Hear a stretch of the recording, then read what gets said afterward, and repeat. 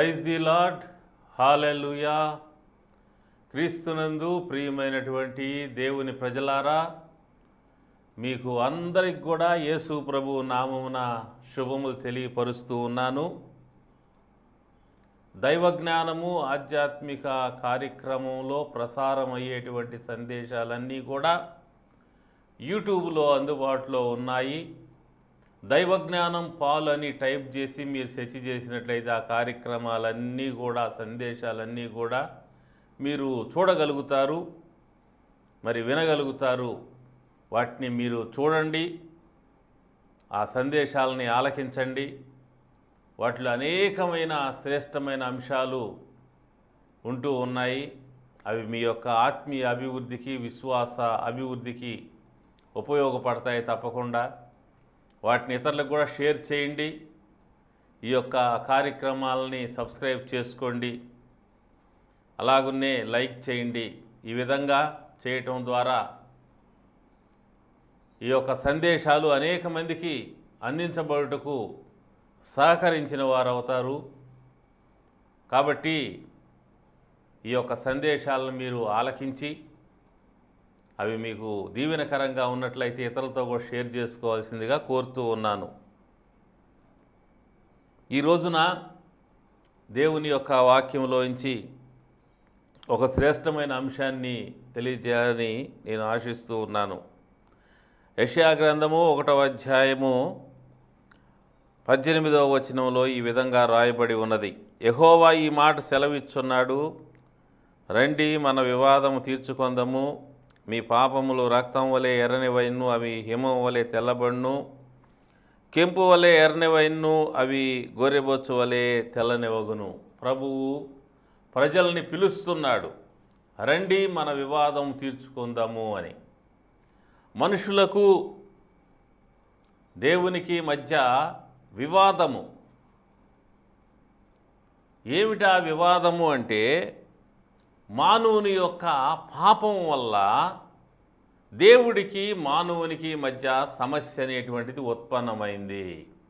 ఒక ఇంట్లో ఒక యవ్వన కుమారుడు ఉన్నాడు అనుకోండి. ఆ బిడ్డ చెడు అలవాట్లకు లోనై ఊర్లో అందరితో కూడా గొడవలు పడుతూ తగువులు ఇంటి మీదకి తీసుకొని వస్తూ ఉన్నట్లయితే ఆ అబ్బాయి వల్ల తల్లిదండ్రికి ఎంతో సమస్య, ఎంతో దుఃఖము, ఎంతో ఒత్తిడి. ఆ అబ్బాయి వల్ల తల్లిదండ్రికి శాంతి లేని పరిస్థితి, సంతోషం లేని పరిస్థితి కలుగుతుంది. ఎందుకు కలుగుతుంది అంటే, ఆ అబ్బాయి యొక్క తప్పులు లేదా పొరపాట్లు లేదా పాపాలు లేదా దుర్వ్యసనాలు, కలహ స్వభావము, ఆ అబ్బాయిలో ఉన్నటువంటి స్వభావం వల్ల, ఆ అబ్బాయి చేసేటువంటి తప్పుల వల్ల తల్లిదండ్రికి ఆ కుమారునికి మధ్యలో ప్రాబ్లం ఏర్పడుతుంది. అలాగున్నే దేవునికి మానవునికి మధ్య ప్రాబ్లం కారణం ఏంటంటే పాపం, మానవుని యొక్క పాపం. ఆ కుమారుని యొక్క చెడు అలవాట్లు, కలహ స్వభావము, ఊర్లో అందరితో కూడా తగువులు వేసుకొని ఇంటి మీదకి తీసుకుని వచ్చేటువంటి ఆ యొక్క పరిస్థితి తల్లిదండ్రికి నెమ్మది లేకుండా చేసినట్లుగా, దుఃఖాన్ని కలిగించినట్లుగా, మనిషి చేసేటువంటి పొరపాట్లు, తప్పులు, పాపాలు మానవుని యొక్క సృష్టికర్త అయిన దేవునికి అవి ఆయనకు దుఃఖకరంగా ఉంటూ ఉన్నాయి. మనిషికి దేవునికి మధ్య వివాదం అనేటువంటిది ఏర్పడినది. సో దేవుడు మానవుణ్ణి తన రూపంలో, తన పోలికలో సృష్టించాడు. ఒక జంతువులాగా సృష్టించలేదు, ఒక పక్షిలాగా సృష్టించలేదు, ఒక జలచరంలాగా సృష్టించలేదు. మనిషిని తన వంటి వాడిగా చేశాడు దేవుడు. అది అద్భుతమైన విషయం. బైబిల్లో ఆదికాండం 1వ అధ్యాయంలోనే ఈ సత్యాన్ని మనం చూస్తాం. మనిషి దేవుని వంటి వాడుగా ఉన్నాడు, దేవుని రూపాన్ని కలిగి ఉన్నాడు, దేవుని పోలికను కలిగి ఉన్నాడు, దేవుని యొక్క జీవమును కలిగిన వాడుగా ఉంటూ ఉన్నాడు, దేవుని వంటి వాడిగా, దేవుని కుమారుడుగా ఉంటూ ఉన్నాడు. అందుకే లూకా సువార్తలో ఆదాము దేవుని కుమారుడు అనే మాటను మనం చూస్తాం. కాబట్టి మనిషి దేవుని యొక్క కుమారుడుగా ఉంటూ ఉన్నాడు. ఈ మనిషి చేసేటువంటి తప్పులు, పొరపాట్లు, పాపాలు అనేటువంటివి ఆ యవ్వన కుమారుడు తప్పు చేసి తల్లిదండ్రికి సమస్య తెచ్చినట్లుగా, దుఃఖం కలిగించినట్లుగా దేవునికి దుఃఖం కలిగిస్తూ ఉన్నాయి. అందుకని ఆయన పిలుస్తూ ఉన్నాడు, రండి మన వివాదము తీర్చుకొందాము, మీకు నాకు మధ్య ఉన్నటువంటి ప్రాబ్లంను పరిష్కారం చేద్దాం, రండి నా దగ్గరికి రండి. మీ యొక్క ప్రాబ్లమ్స్, మీ యొక్క పాపములు, మీ యొక్క దోషములు, వాటిని నేను పరిహారం చేయాలని నిర్ణయం చేసుకున్నాను, వాటిని రద్దుపరచాలని నిర్ణయం చేసుకున్నాను. మీకు నాకు మధ్య అడ్డుగా నిలబడినటువంటి పాపాన్ని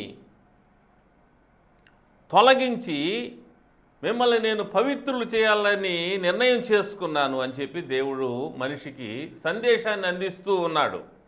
అందుకనే ఈ యొక్క యెషయా గ్రంథం 1వ అధ్యాయం 18వ వచనంలో అంటాడు, మీ పాపములు రక్తము వలె ఎర్రనివైనను అవి హిమం వలె తెల్లబడును, కెంపు వలె ఎర్రనివైనను అవి గొర్రెబొచ్చు వలె తెల్లని వగును. ఎర్రని పాపాలు కడగబడి మనిషి తెల్లదనము అనగా పవిత్రతను సంతరించుకుంటాడని చెప్తూ ఉన్నాడు. ఇది దేవుడు మనిషికి ఇస్తున్న పిలుపు. ఎందుకు పిలుస్తున్నాడు మనిషిని? మనిషిని పవిత్రపరచుట కొరకు దేవుడు పిలుచున్నాడు. మనిషి తప్పు చేసి, పాపము చేసి, దోషము చేసి, అతిక్రమము చేసి దేవుని దృష్టికి నేరస్తుడైనటువంటి సందర్భంలో మనిషిని పరిశుద్ధపరచుటకు, మనిషి దోషాలు పరిహరించుటకు, మానవునికి దేవునికి మధ్య అడ్డుగా నిలిచిన పాపాన్ని తొలగించి మనిషిని పవిత్రులుగా, తెల్లనివాడుగా, అతని పాపములు ఎర్రగా ఉన్నప్పటికి కూడా వాటిని హిమం వలె, మంచు వలె తెల్లగా చేయటానికి దేవుడు నిర్ణయం చేసుకున్నాడు. అందుకే శుద్ధీకరణం కోసం పిలుస్తున్నాడు దేవుడు మనిషిని, పవిత్రపరచుట కోసం పిలుస్తున్నాడు మనిషిని. దేవుని పిలుపు మానవ ప్రపంచానికి, రండి మీ పాపములు కడగబడతాయి, మీ పాపములు పరిహరించబడతాయి, మీ పాపములు శుద్ధి చేయబడతాయి. మీరు ఎంత పాపిష్టి వాళ్ళైనప్పటికి కూడా మీ పాపములను బట్టి మిమ్మల్ని నాశనం చేయకుండా నేను మిమ్మల్ని శుద్ధీకరిస్తాను, రండి అని దేవుడు పిలుస్తూ ఉన్నాడు. మనిషి యొక్క పాపములు తొలగించబడి మనిషి ఎలా పవిత్రుడవుతాడు? ఏవి చేస్తే మనిషి పవిత్రుడవుతాడు? దేవుడు చెప్పిన ఈ యొక్క హిమము కంటే తెల్లగా ఉండేటువంటి ఆ శుద్ధీకరణం ఎలా జరుగుతుంది మనిషికి అనగా, పూర్వకాలములో దేవుడు మానవుని యొక్క పాపములను పరిహరించుట కొరకు పాపాలకు ప్రాయచిత్తమును ఏర్పాటు చేశాడు. అనగా బలియాగమును ఏర్పాటు చేశాడు. మానవుని యొక్క పాపాలను పరిహరించుట కోసము గొర్రెపిల్ల యొక్క బలి అర్పణాన్ని దేవుడు ఏర్పాటు చేసి, బలి అర్పణము చేత పాప పరిహారమును జరిగించి, శుద్ధీకరణమును జరిగించి, పాపములను దేవుడు క్షమించటం అనేటువంటిది జరుగుతూ వచ్చినది. అయితే దేవుడు మానవునిగా భూమి మీదకి వచ్చిన పిదప ఆయనే ఆ గొర్రెపిల్ల స్థానములో మానవుని యొక్క పాపాలన్నింటినీ కూడా మోయటము జరిగింది. అందుకనే యోహాను సువార్తలో క్రీస్తు ప్రభువు భూమి మీదకి వచ్చిన పిదప ప్రవక్త అయినటువంటి యోహాను, బాప్తీసమిచ్చు యోహాను ఒక మాట అంటాడు ఆయన గురించి. యేసు ప్రభువును చూపించి యోహాను సువార్త 1:29 అంటాడు, ఇదిగో లోక పాపమును మోసుకొని పోవు దేవుని గొర్రెపిల్ల. యేసు ప్రభువుని గురించి అంటాడు, లోక పాపమును మోసుకొని పోవు దేవుని గొర్రెపిల్ల. క్రీస్తు రాకముందు గొర్రెపిల్ల పనిచేసేది. మానవుని యొక్క పాపాన్ని మోసి ఆ పాపము నిమిత్తమై ప్రాణం పెట్టడము ద్వారా మనిషికి క్షమాపణ కలిగి నిర్దోషత్వం లభించేది. అయితే యేసు ప్రభువు వచ్చి మానవుని యొక్క పాపాలన్నింటి కొరకు గొర్రెపిల్లకు బదులుగా ఆయన నిలవబడి సర్వలోకములో ఉండే మానవులు లోక పాపములు మోసుకొని పోయే దేవుని గొర్రెపిల్లగా అందరి పాపముల నిమిత్తమై సిలువలో ఆయన వధించబడ్డాడు. అందుకనే పేతురు మొదటి పత్రికలో యేసు ప్రభువు శిష్యుడైనటువంటి పేతురు యేసు ప్రభువు చనిపోవటం, తిరిగి లేవటం, పరలోకం వెళ్ళటం కళ్ళారా చూసినటువంటి ఆయన శిష్యుడైన పేతురు తన రాసినటువంటి గ్రంథములో 2వ అధ్యాయములో ఈ విధంగా అంటాడు, 24వ వచనము, మనము పాపముల విషయమై చనిపోయి నీతి విషయమై జీవించున్నట్లు ఆయన తానే తన శరీరమందు మన పాపములను మ్రాను మీద మోసికొని, ఆయన తానే తన శరీరమందు మన పాపములను, తన శరీరమందు మన పాపములను మ్రాను మీద మోసికొనెను. కాబట్టి దేవుడు నీ కోసము నా కోసము సిలువలో ఆయన బలి అయ్యాడు. ఆ బలి అర్పణము చాలా గొప్పది, మహోన్నతమైనది, సంపూర్ణమైనది. అది శాశ్వత విముక్తిని కలిగించే శక్తి కలిగినటువంటిది. ఆ బలి అర్పణము చేత మనిషికి శుద్ధీకరణం అనేటువంటిది కలుగుతూ ఉన్నది. యేసు ప్రభువు దగ్గరికి వచ్చి ఎవరైతే వారి పాపములు ఒప్పుకొని క్షమాపణ కోరుకుంటారో వారి కొరకు ఆయన శిక్ష అనుభవించాడు గనుక, ఆయన పెనాల్టీ పే చేశాడు గనుక, ఆయన క్రయధనము చెల్లించి ఉన్నాడు గనుక, ఆ హేతువును బట్టి ఆయన దగ్గరికి వచ్చిన వానికి ఉచితముగా క్షమాపణ కలుగుతూ ఉన్నది, శుద్ధీకరణం కలుగుతూ ఉన్నది. అందుకనే యోహాను, యేసు ప్రభు శిష్యుడైన యోహాను 3.5 సంవత్సరాల పాటు యేసు ప్రభువుతో ఉండి ఆయన బోధలు విని ఆయన చనిపోవటం, తిరిగి లేవటం, పరలోకం వెళ్ళటం కళ్ళారా చూసిన యోహాన్ తన గ్రంథంలో అంటాడు, మొదటి పత్రికలో 1వ అధ్యాయములో 9వ వచనంలో అంటాడు, మన పాపములను మనం ఒప్పుకొనిన ఎడల ఆయన నమ్మదగినవాడు నీతిమంతుడు గనుక ఆయన మన పాపములను క్షమించి సమస్త దుర్నీతి నుంచి మనల్ని పవిత్రులుగా చేయును. సమస్త దుర్నీతి నుంచి మనల్ని పవిత్రులు చేస్తాడు. మీ పాపములు ఎర్రనివైనను, ఎలా ఎర్రనివైనను? రక్తము వలె ఎర్రనివైనను అవి హిమము వలె తెల్లబడును, కెంపు వలె ఎర్రనివైనను గొర్రెబొచ్చు వలె తెల్లబడును అన్నాడు కదా.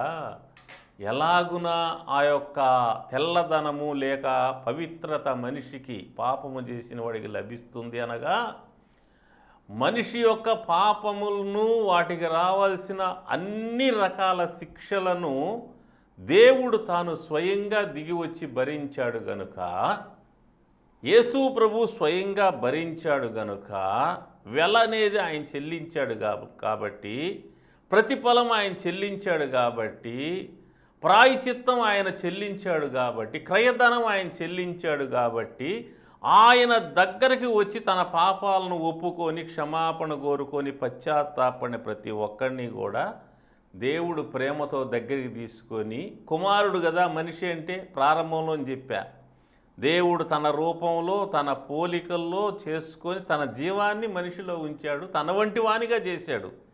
మనిషిని దేవుడు కుమారుడుగా చూస్తున్నాడు.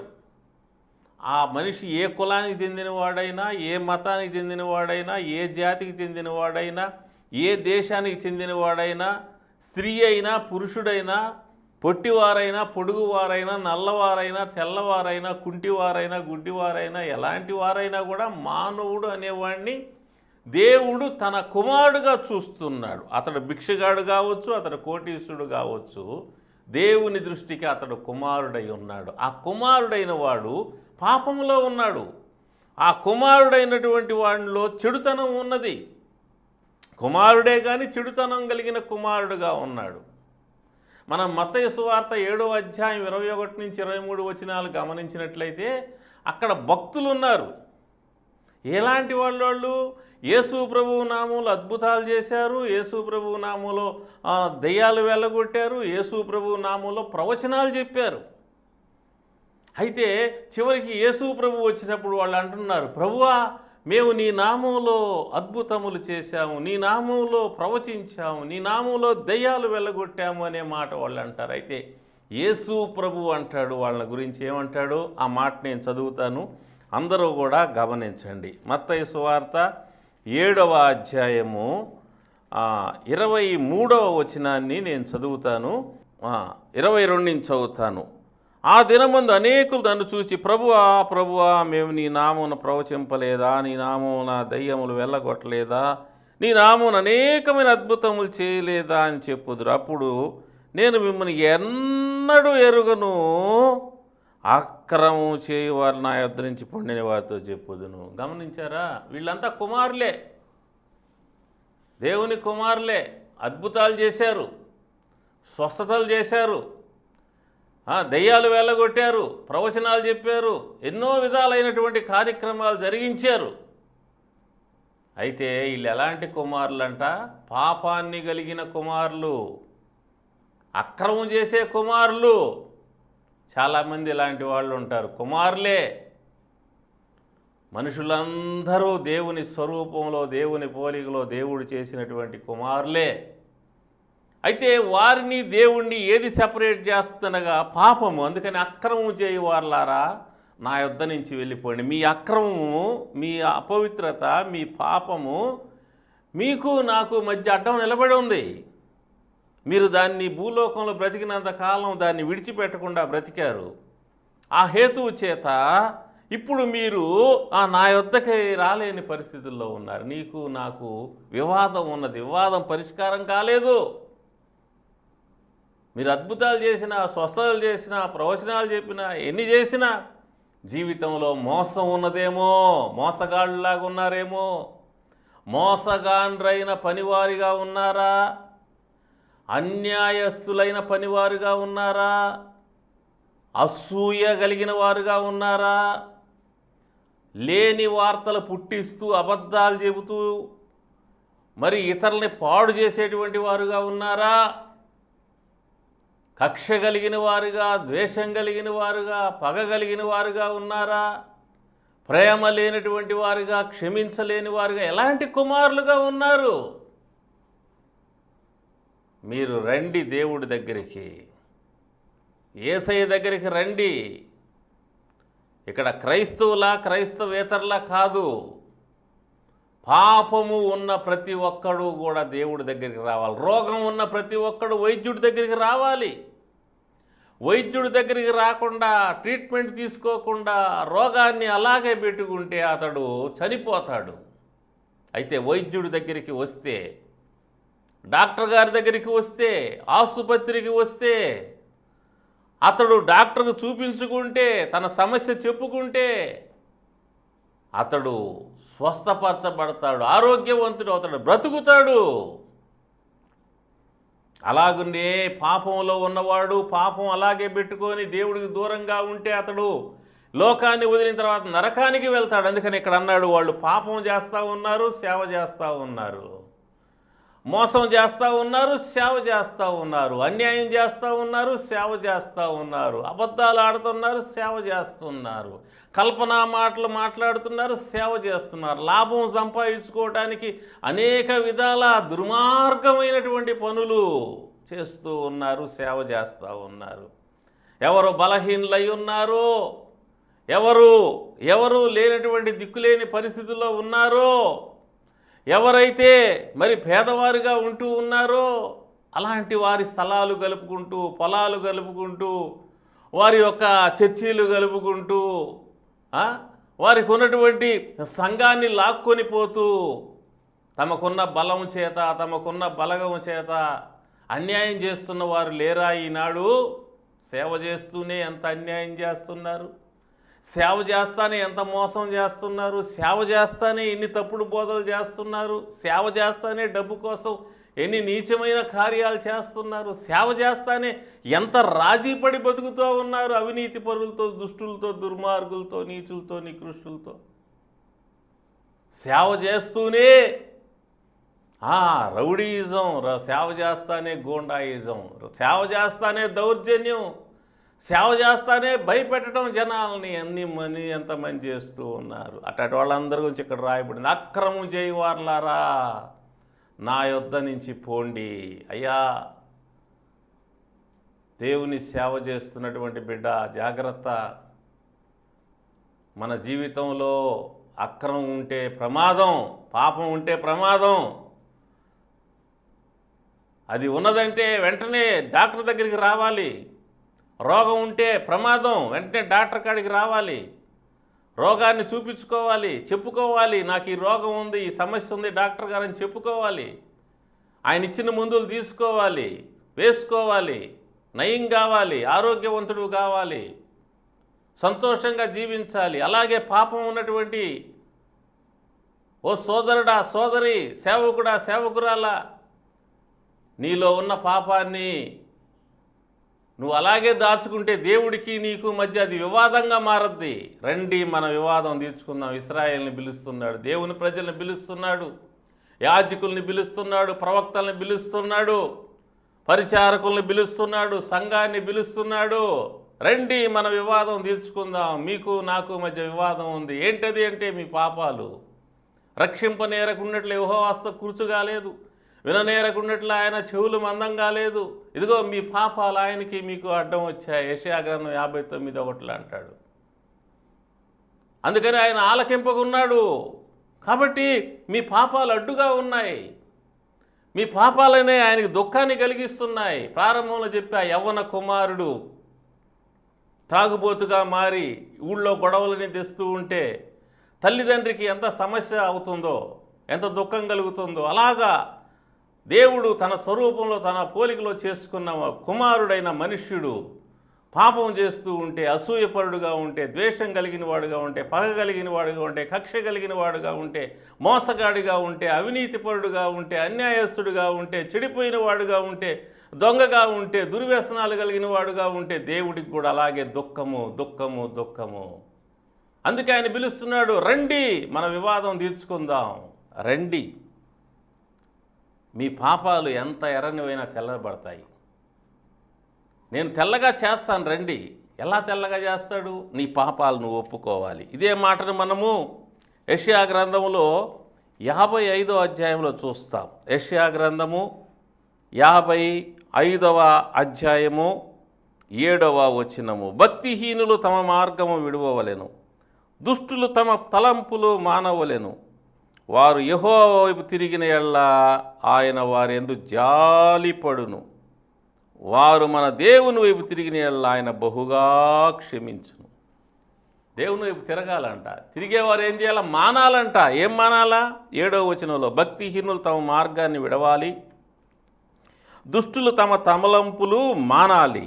వారు యెహోవా వైపు తిరిగిన యెడల ఆయన వారి యందు జాలిపడును. వారు మన దేవుని వైపు తిరిగిన యెడల ఆయన బహుగా క్షమించును. జాలి పడతాడు, క్షమిస్తాడు. ఎందుకంటే వచ్చినోడు కుమారుడు కదా. అయ్యా, అమ్మ, మోసకరమైన కుమారుడుగా ఉన్నావా? అన్యాయం చేసే కుమారుడుగా ఉన్నావా? తగాదాలు తెచ్చే కుమారుడుగా ఉండావా? తాగుబోతు కుమారుడుగా ఉండావా? తిరుగుబోతు కుమారుడుగా ఉండావా? చెడిపోయిన కుమారుడుగా ఉన్నావా? పడిపోయిన కుమారుడుగా ఉన్నావా? తప్పిపోయిన కుమారుడుగా ఉన్నావా? ఎలాంటి కుమారుడుగా ఉన్నా కూడా నిన్ను దేవుడు ప్రేమతో పిలుస్తున్నాడు. నా కుమారుడా, నా కుమార్తె రా, నిన్ను పవిత్రపరుస్తాను. దేవుని దగ్గరికి వచ్చి నీ పాపాలు ఒప్పుకో. అవి ఎంత భయంకరమైన పాపాలైనా కూడా ఆయన వాటి కోసం వెల చెల్లించాడు. తన ప్రాణాన్నే వెలగా ఇచ్చేశాడు. ఆ హేతువు చేత క్షమిస్తాడు. ఊరక క్షమించడంలా ఇక్కడ యేసు ప్రభు దగ్గరికి వెళ్తే ఎట్టాటి పాపాత్ములని క్షమించేస్తాడంట అని కొంతమంది విమర్శిస్తుంటారు. ఊరక క్షమించటంలా, నా దగ్గరికి రాండి నేను మిమ్మల్ని క్షమిస్తానని ఊరక బురిడి మాటలు చెప్పడం, ప్రాణము వెలగా ఇచ్చేశాడు ఆయన. నీ కోసము తన కుమారుణ్ణి వెలగా ఇచ్చేశాడు, తన ప్రాణాన్ని వెలగా ఇచ్చేశాడు. ఆ హేతువు చేత అంత ఖరీదు చెల్లించాడు కాబట్టి నీ కోసము, అంత ప్రైస్ పే చేయబడింది కాబట్టి నీ కోసము నీకు క్షమాపణ అనేది ఉచితంగా ఇస్తున్నాడు ఆయన. అవకాశం వాడుకోండి, వినియోగించుకోండి. కులము లేదు, మతం లేదు, దేశం లేదు, వర్గం లేదు. అందరూ ఆయన బిడ్డలే, మానవులందరూ ఆయన బిడ్డలే. అందరూ ఆదాము నుంచి వచ్చిన వాళ్ళే. ఏ కులం వాళ్ళైనా, ఏ మతం వాళ్ళైనా, ఏ దేశం వాళ్ళైనా అందరూ ఆదాము నుంచి వచ్చిన వారే. అందరూ ఆదాము సంతానమే. అందరూ దేవుడి వలన వచ్చిన వాళ్ళే. కాబట్టి దేవుడు పిలుస్తున్నాడు, రండి మన వివాదం తీర్చుకుందాం. ఇప్పుడు వివాదం తీర్చుకోకపోతే రేపు పొద్దున విడిపోతారు. మీరెవరో నాకు తెలియదు, పోండి అంటాడు ఆయన. కాబట్టి విశ్వాసుల, అవిశ్వాసుల, పరిచారకుల, పెద్దల, సేవకుల, ఇది మ్యాటర్ కాదు. నీలో పాపం ఉన్నట్లయితే వెంటనే వచ్చేసే దేవుడి దగ్గరికి.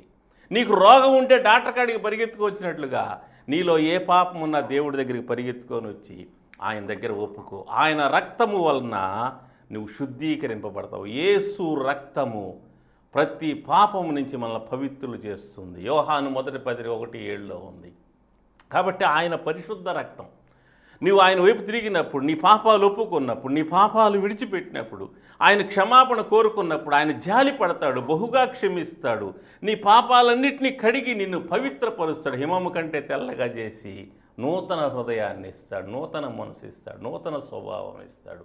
ఈ యొక్క నూతన వస్త్రం లాంటిది ఇస్తాడు. పాత వస్త్రాలు తీసి నూతన, ఇంకా మురికి అనేది అంటుకోకుండా జాగ్రత్తగా జీవించు. ఒకవేళ ఎక్కడన్నా మురికి అంటుకుంటే, ఎక్కడన్నా పొరపాటు చేసి, తప్పు చేస్తే, పాపం చేస్తే మరలా దేవుడి దగ్గరికి వచ్చి క్షమాపణ కోరుకొని నిన్ను నువ్వు శుద్ధీకరించుకొని పరిశుద్ధత నుంచి అధిక పరిశుద్ధలో ముందుకు సాగి వెళ్ళు. ప్రభు వస్తున్నాడు, రాకడ దగ్గర పడింది, రాకడ సూచనలన్నీ కనపడుతూ ఉన్నాయి.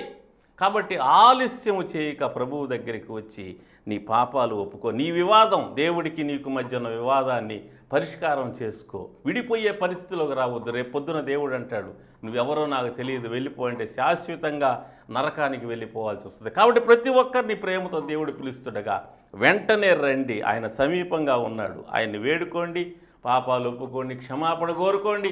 ఆయన రక్తము మీ కొరకు సిద్ధముగా ఉన్నది. సిలువలో కార్చిన దేవుని రక్తము ద్వారా మీరు కడగబడి, పరిశుద్ధపరచబడి, దేవుని యొక్క నూతన యెరూషలేము నగరంలో నివసించుట కొరకు మిమ్మల్ని మీరు సిద్ధపరచుకోండి. ప్రభువు మిమ్మల్ని, మీ కుటుంబాలని బహుగా దీవించునుగాక.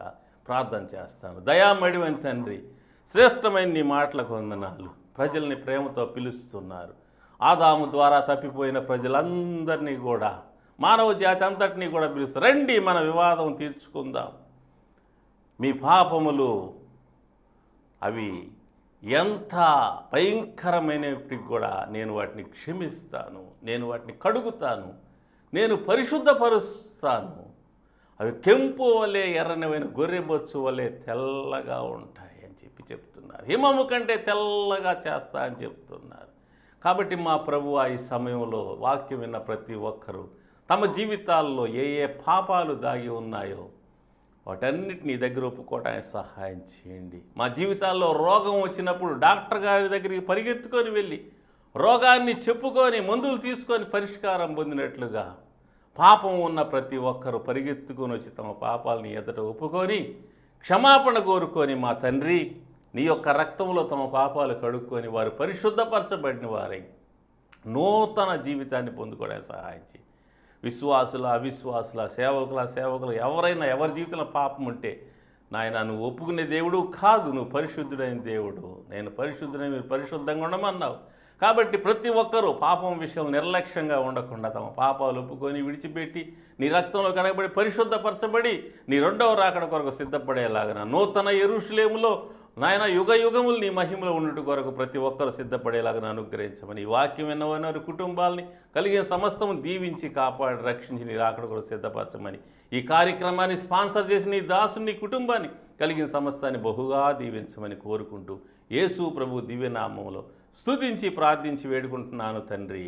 ఆమేన్. తండ్రి, కుమార, పరిశుద్ధాత్మ త్రియేక దేవుని సన్నిధి, సమాధానం, సకలాశీర్వాదములు వాక్యం విన్న ప్రతి ఒక్కరికి వారి కుటుంబంలో కలిగిన సమస్తం సదాకాలం తోడై ఉండుగాక. ఆమేన్.